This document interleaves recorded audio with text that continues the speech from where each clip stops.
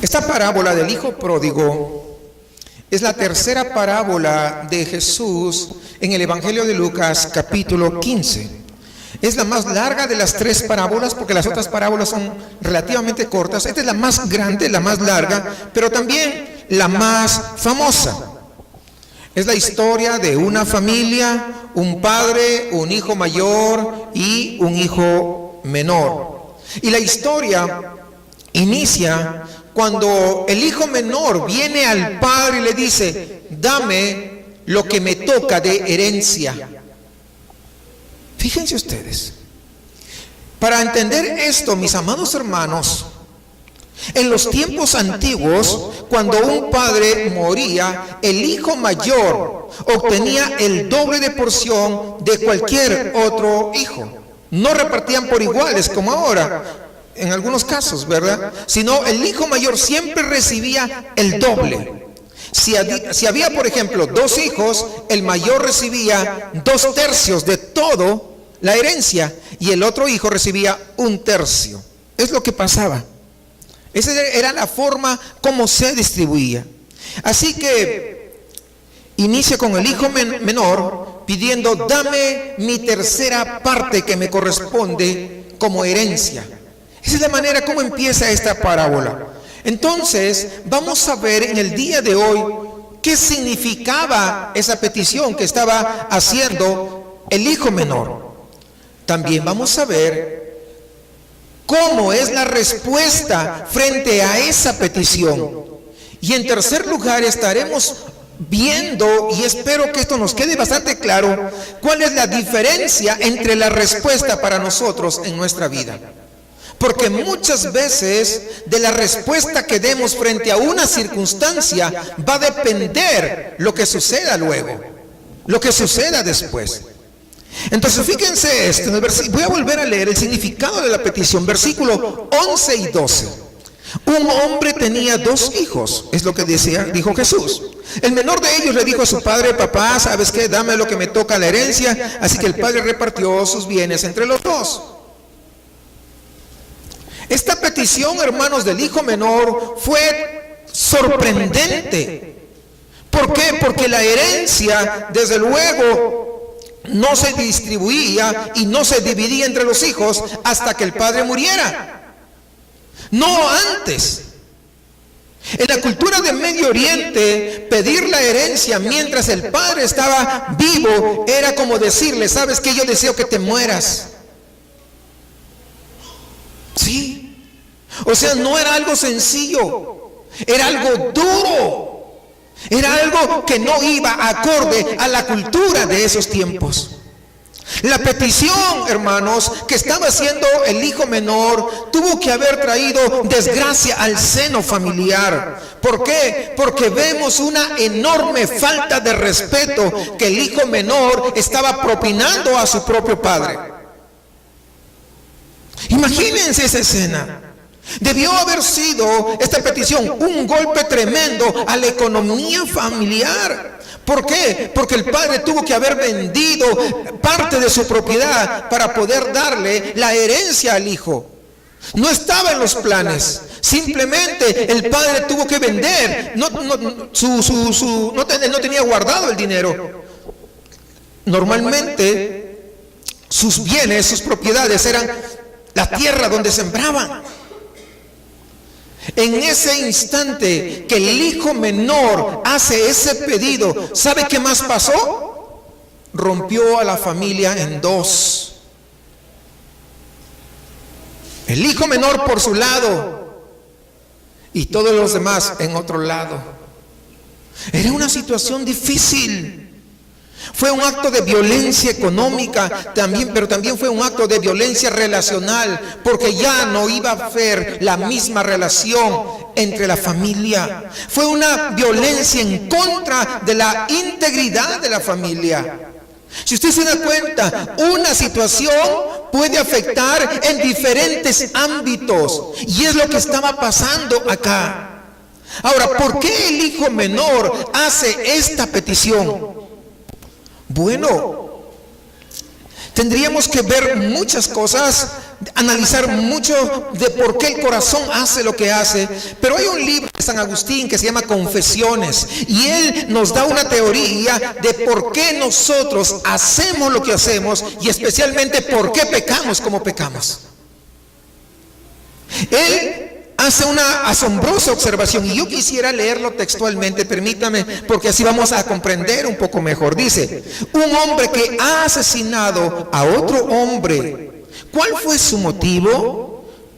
Bueno, dice, pudo ser que haya deseado a la esposa, o tal vez pudo desear la propiedad, o tal vez que hubiera robado para ayudarse a sí mismo, o que tenía miedo de perder algo para él, o que habiendo sido perjudicado haya estado ardiendo de ira para vengarse. ¿Se da cuenta? No es fácil entonces deducir por qué alguien hace lo que hace.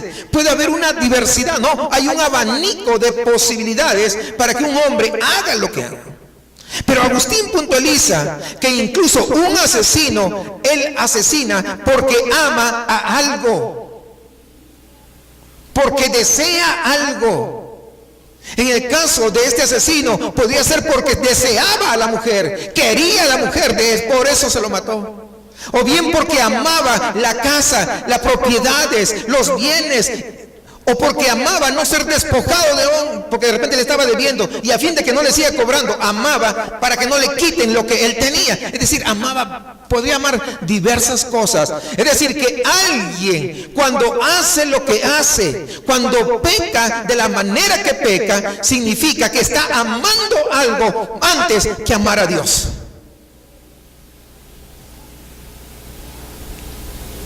¿Sí me comprenden? Amas a algo o a alguien más que a Dios. Esa es la razón por la que hacemos lo que hacemos o pecamos como pecamos.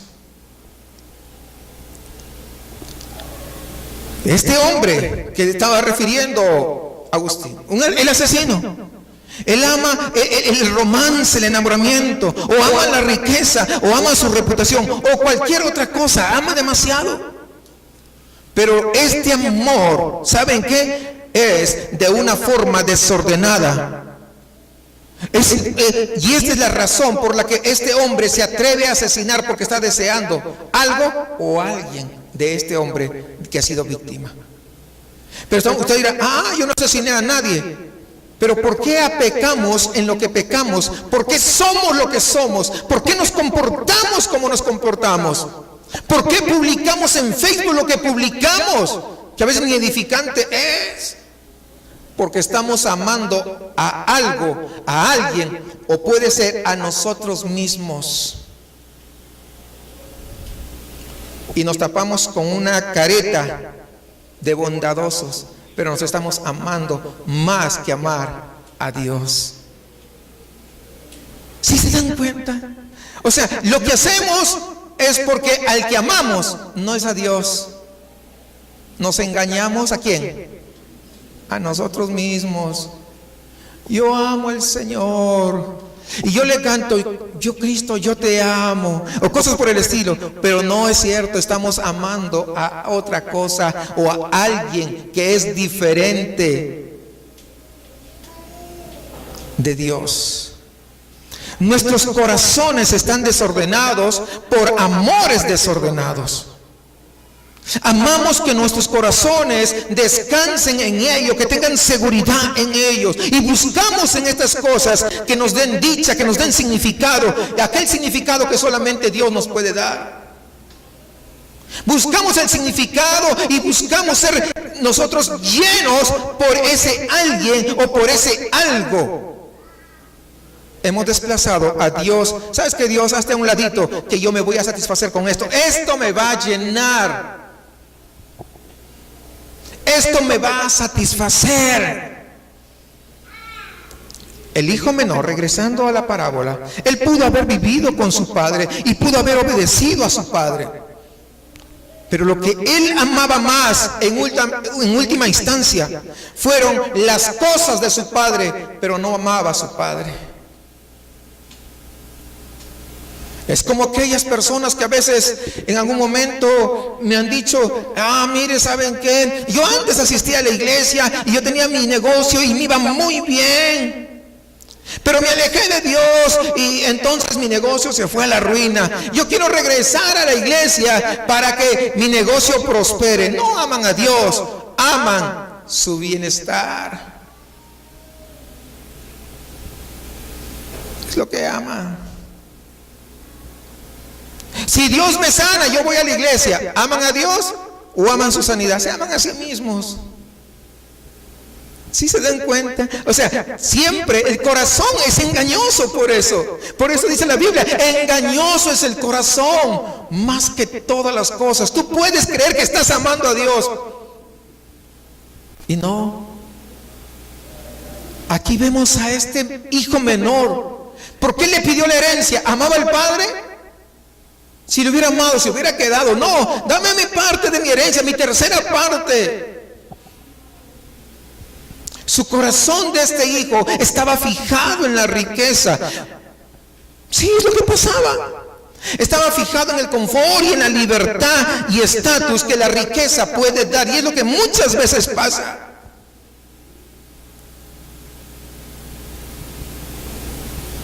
Nuestro corazón muchas veces no está amando a Dios. Y nuestra seguridad tampoco está en Dios. Y lo tratamos de llenar de diferentes formas, con diferentes métodos. Y es lo triste. Este hijo amaba la vida allí de ufanarse, de desperdicio.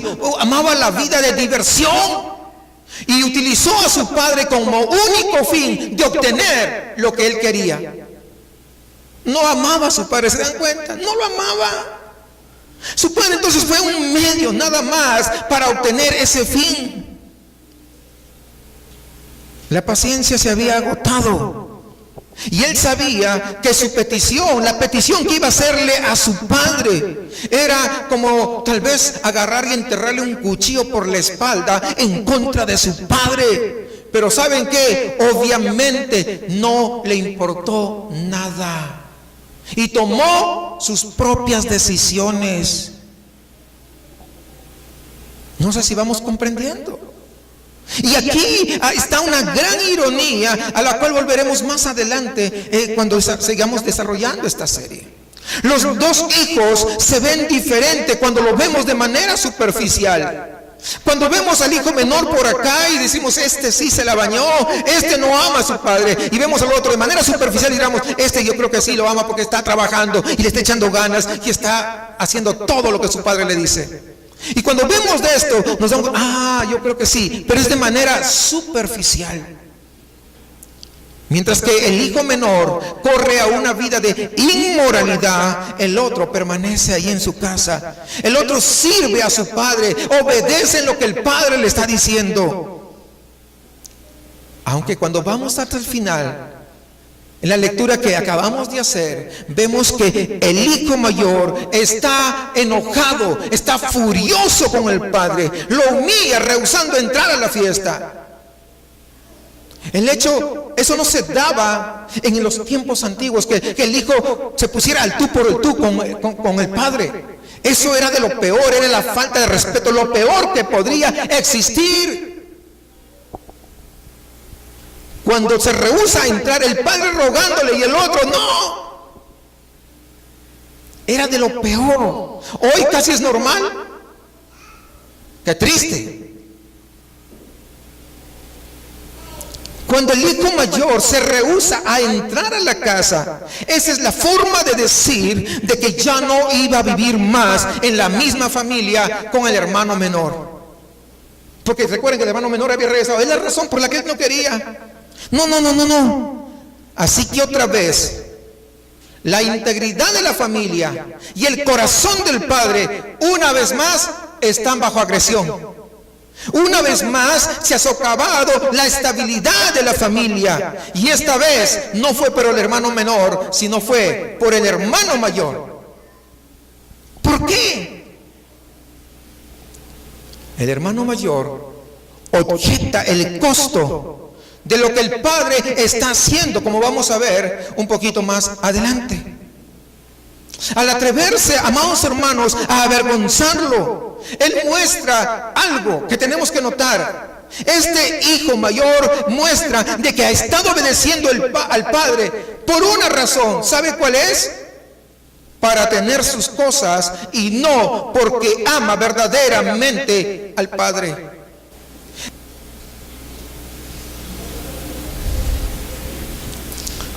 Si usted se da cuenta, mis hermanos, el hijo menor fue directo y dijo: dame mi parte. ¿Amaba al padre? No. Pero el hijo mayor, el que se había quedado a poder obedecer, a poder meterle ganas a trabajar, ¿por qué se había quedado? ¿Por amor al padre? No. Quería las cosas del padre. ¿Se dan cuenta? Cuando nosotros miramos de manera superficial, podemos juzgar muy rápidamente. Y mira que el hijo pródigo, y fíjate, y comenzamos nosotros muchas veces a verlo porque lo vemos de manera superficial. Pero cuando comenzamos a entender esto, nos damos cuenta de una verdad tan tremenda. Este hijo mayor no era más que el hijo menor. Ambos, el hijo mayor y el hijo menor, aman las cosas del padre, pero no aman al padre. ¡Qué tremendo! Ahora vamos a ver cuál es la respuesta a esta petición que acaba de hacer el hijo menor. Vamos a ver, versículo 12, la segunda parte, y luego del 20 al 24 dice: así que el padre repartió sus bienes entre los dos. Versículo 20: así que emprendió el viaje y se fue. Todavía estaba lejos cuando su padre lo vio y se compadeció de él, y salió corriendo a su encuentro, lo abrazó y lo besó. El joven le dijo: papá, he pecado contra el cielo y contra ti, ya no merezco que se me llame tu hijo. Pero el padre ordenó a sus siervos: pronto traigan la mejor ropa para vestirlo, pónganle también un anillo en el dedo y sandalias en los pies, traigan el ternero más gordo y mátenlo para celebrar un banquete, porque este hijo mío estaba muerto, pero ahora ha vuelto a la vida, se había perdido, pero ya lo hemos encontrado. Así que empezaron a hacer fiesta. Hermanos, la petición del hijo menor tuvo que haber dejado atónitos a todos los que estaban escuchando en ese momento. ¿Recuerdan quiénes escuchaban? Estaban los fariseos en ese momento, ¿recuerdan? Estaban los maestros de la ley en ese momento. Entonces, no puede ser posible. Estaban asombrados de cuando estaban escuchando esta parábola. Pero ¿saben qué? Pero hay algo mucho más impactante. ¿Sabe cuál es? La respuesta del padre frente a ese pedido. Si la petición del hijo les asombraba, les dejó con la boca abierta, ¿saben qué? La respuesta del padre tuvo que haber dejado con el ojo cuadrado. Porque no era concebible que el hijo menor viniera y se atreviera a decirle: dame mi parte, deseando morir, y el padre, sin chistar, sin decir nada, simplemente agarra y le da su parte. O sea, la respuesta del padre fue mucho más grande, en sorpresa, frente al pedido del hijo menor. Y quiero que no pierdan la dilación de esto, porque esto va a tener que cambiar nuestra forma de ver lo que significa el Evangelio y quién es Cristo para nuestras vidas. Recuerden, hermanos, que esta sociedad en la que se desarrolló esta situación que está narrando en parábolas era una sociedad patriarcal, en la que se requería que los hijos mostraran un respeto, una reverencia a todas las personas que eran mayores que él. Pero este tipo de desdén, este tipo de insolencia, bien pudo haber sido considerado como un abuso, bien pudo ser considerado como un atropello del hijo menor contra el padre. Pudo haberse considerado de lo peorcito. Cuando ellos escuchaban que el hijo menor se acerca al padre, ellos esperarían que el padre explotara en ira y agarrara a bofetadas a ese hijo insolente, porque eso era lo menos que se hacía en esos tiempos. Si estuviéramos en México, que le agarrara a cintarazos para poder someter. ¿Qué te has creído tú? Yo soy tu padre. ¿Sí me entienden? A mí no me vas a venir con esas cosas. Pero vemos sorpresivamente que el padre no hace eso. Lo que leemos son simples palabras.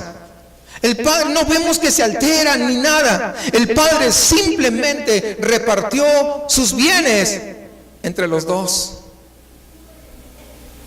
Entre los dos.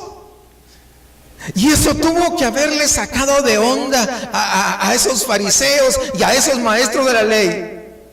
Viene mi hijo. No, y alguien diría por ahí, si ese es mi hijo, no hombre, yo sí que le doy.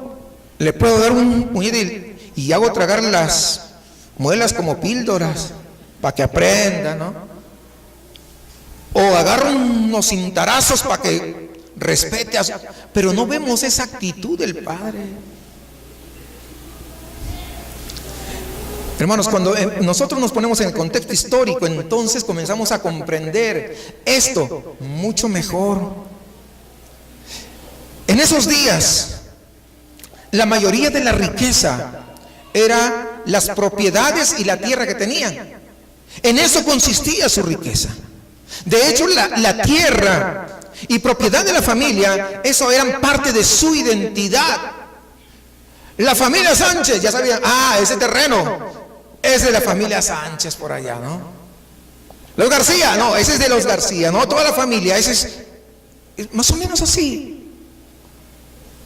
Cuando el hijo le pide, dame mi herencia, pues agarra un poco de tierra, ¿verdad? 1, 2, 5 hectáreas y llévatelas al hombro. Es ilógico. Tuvo que haber vendido. Eso es lo que más o menos da a entender, para que pudiera tener dinero efectivo y para dar a su hijo la herencia que estaba pidiendo. Esta palabra, hermanos, en griego es una palabra inusual, diríamos. Cuando dice vendió sus bienes, esa palabra bienes viene de la palabra bios. Y la palabra bios viene de la cual deriva la palabra vida. Y entonces cuando dice repartió sus bienes entre los dos, ¿qué está diciendo? Está diciendo que literalmente esa solicitud del hijo menor dividió su vida entre dos. No es cualquier cosa. Aquí ya entendemos y va un poco más, va profundizando más. Su vida fue partida en dos debido a la petición de este hijo menor. ¿Por qué él usó esta palabra? Porque probablemente era una forma de expresar lo que significa para un padre perder su tierra, perder su nombre, perder su familia, perder su estatus. Y también perder la presencia de uno de sus hijos en medio del seno familiar. Al padre se le había perdido hasta un lado que yo voy a coger mi herencia, y el padre lo hizo. No se interpuso porque pudo haberlo interpuesto. Él pudo haber dicho no, pero nada, eso simplemente se hizo a un lado, le dio su herencia. Para el hijo mayor y cualquier otra persona de la comunidad, el padre fue un tonto. ¿Cómo es posible que el padre tenga que darle lo que el hijo menor le está pidiendo? Pero cuando miremos atrás nos vamos a dar cuenta y vamos a entender mejor esto. Quiero que recuerde esto y quiero que entienda esto, que si el padre se hubiera llenado de amargura, que si el padre se hubiera llenado de coraje, si el padre hubiera golpeado a este joven, ¿sabe qué? Si el padre hubiera hecho algo severo en contra de él, nunca hubiera ocurrido la restauración. Nunca. El corazón del padre hubiera estado tan endurecido para recibirlo de vuelta, y el hijo nunca hubiera esperado y querido que el padre hiciera esto. ¿Cómo iba a poder entender el camino para una restauración cuando había ira y enojo, cuando había arrogancia y orgullo en el corazón? Así que por él mismo aguantar la agonía y el dolor del hijo, en lugar de buscar la revancha, en lugar de hacerle pagar al hijo ese dolor provocado por él, el padre mantuvo abierta la puerta para esa relación de restauración. El padre estuvo dispuesto a sufrir por el pecado del hijo para que algún día la reconciliación fuese posible. Es importante, hermanos, que entendamos la respuesta del Padre. Es vital que comprendamos por qué el Padre respondió como respondió.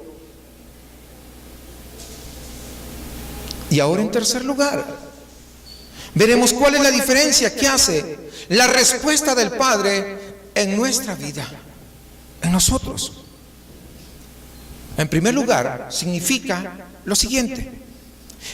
Significa que sean lo que seamos irreligiosos, que seamos de ese espíritu libertino y rebelde, es decir, que seamos del tipo del hermano menor, que nos vamos, que no nos importa el Padre, o tal vez seamos del otro lado, muy morales, muy religiosos, ¿verdad? Tipo del hermano mayor.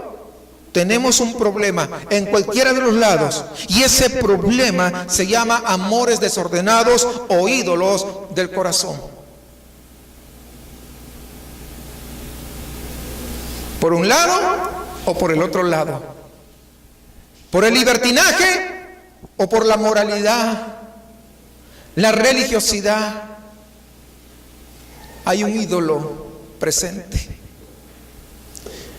Por ejemplo, imaginémonos por un instante a una esposa, donde su esposo pasa horas con otra mujer, platicando, comunicándose por WhatsApp, hablando acerca de sus problemas, y se la pasa de aquí para allá, contándose todas sus cosas, y habla con ella, y piensa en ella incansablemente. Así que un día la esposa le confronta al esposo, y él le contesta: ¿cuál es tu problema? ¿Acaso no estamos casados? ¿Acaso no pago la hipoteca o la renta de la casa?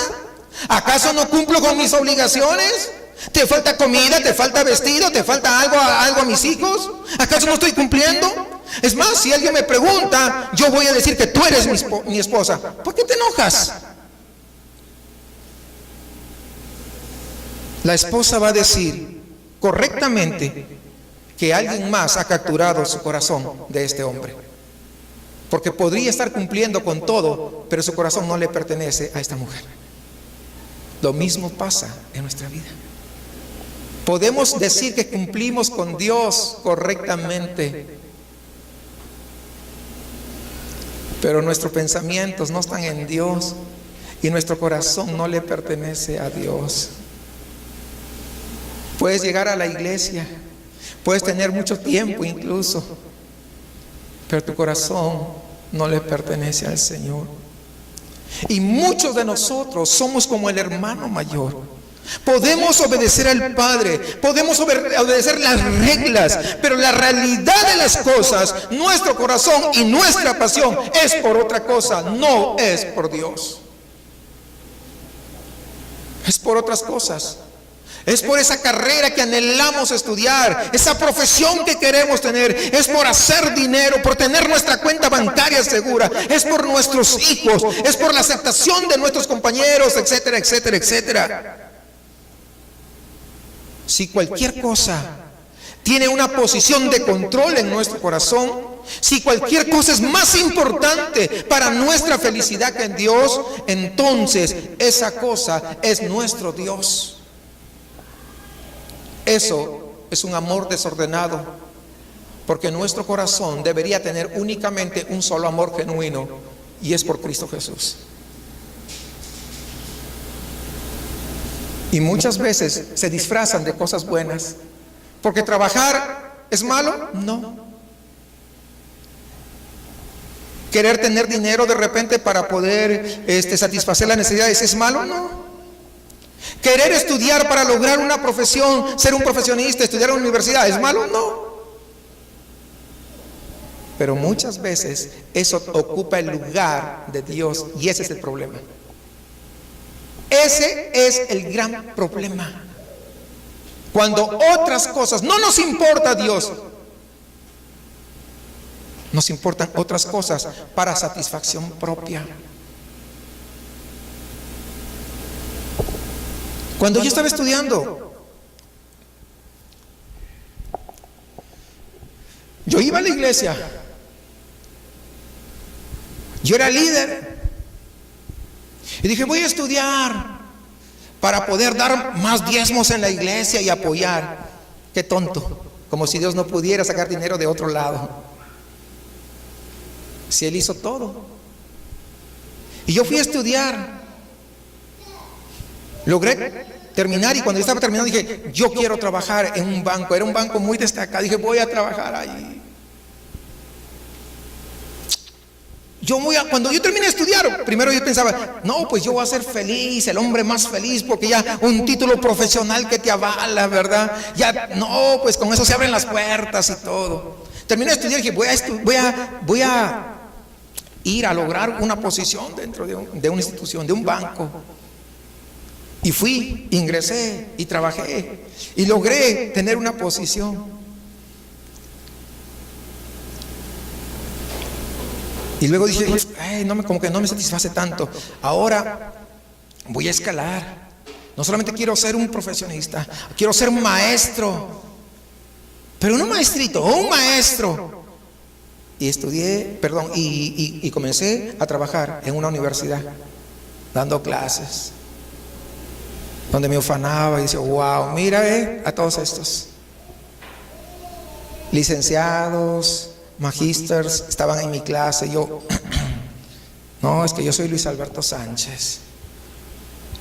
Buscaba mi autocomplacencia, buscaba tener mi seguridad, y creía que porque yo iba a la iglesia, porque daba mis ofrendas y etcétera, etcétera, pero Dios no gobernaba mi vida, Dios no gobernaba mi corazón. Pero a todo el mundo, wow, mira qué ejemplo, siempre está en la iglesia, o por lo menos los domingos no falta, y es el que siempre apoya, y cuando hay necesidades, allí está. Pero nadie conocía lo que había dentro de mi corazón. Hace tiempo que yo había desplazado, al Padre lo había hecho a un lado y había dicho, voy a hacer lo que yo quiero hacer. Es lo que había pasado, es la verdad. O sea, yo no le estoy contando mentiras, no le estoy contando cosas que yo no sé. Yo sé perfectamente de lo que estoy hablando. Y muchas veces, hermano, nosotros tenemos que ser conscientes. Como dice la Biblia, examinaos a vosotros mismos. Tú sabes lo que sabes. Y tú sabes cuando Dios está en primer lugar. Y sabes cuando Dios no lo está y solamente aparentas. Y ponemos excusas. No, es que fíjate, por esto es que yo no hago. Y por el otro es que yo no asisto. Es que por el otro es que yo no canto. Es que por el otro... Dios sabe lo que yo muchas veces trato de ocultarlo para que nadie más lo vea. ¿Eres capaz de ver tú eso en tu corazón y en tu vida? ¿Qué podemos nosotros hacer al respecto cuando vemos esas cosas por lo que son realmente, no por lo que tratamos de tapar? Nos daremos cuenta que no solo tenemos un problema con los ídolos de corazón, sino que en segundo lugar significa algo más. Significa que a pesar de todo ello, hermano, el Señor algo hizo por nosotros. El Señor hizo lo que el Padre justamente hizo dentro de la parábola. ¿Qué hizo? Simplemente cayó y dejó abierto el camino. cuando Dios vino a este mundo, nosotros hubiéramos esperado que con esos ídolos del corazón que tenemos, Él hubiera venido con ira y que Él hubiera aparecido, hecho su aparición en este mundo para darnos nuestro merecido. ¿Sí o no? Si reconocemos lo que hay dentro de nosotros. ¿Saben qué? Pero no lo hizo así. Eso es lo extraordinario, no lo hizo así. Él no vino con una espada en su mano, sino que vino con clavos en sus manos. Él no vino a traernos juicio, sino vino a soportar nuestro juicio. Jesús fue a la cruz en debilidad y ahí voluntariamente su vida literalmente fue entregada en sacrificio. Partimos en dos, nuestra maldad partió en dos. Y su garantía, esa garantía que nos extiende a nosotros, fue dejar su propiedad y riqueza que le pertenecía para que otros echaran suerte sobre ella. Pero lo hizo para que cuando nosotros nos arrepintamos, como aquel hijo menor, el perdón y la reconciliación estuvieran ahora disponibles. Que el puente no se haya roto, sino que en lugar de venir con ira y azotarnos, Él pueda decir: todavía hay oportunidad para que vengas, si tú reconoces que hay ídolos dentro de tu corazón. Y como el hijo pródigo, el hijo menor que viene arrepentido, no se rompió ese puente, sino que extendió el puente para poder causar en nosotros una muestra, la muestra más grande del amor que puede mostrarse en toda la humanidad. Y entonces tendríamos que preguntarnos, ¿cómo ayuda esto con estos amores desordenados que nosotros tenemos?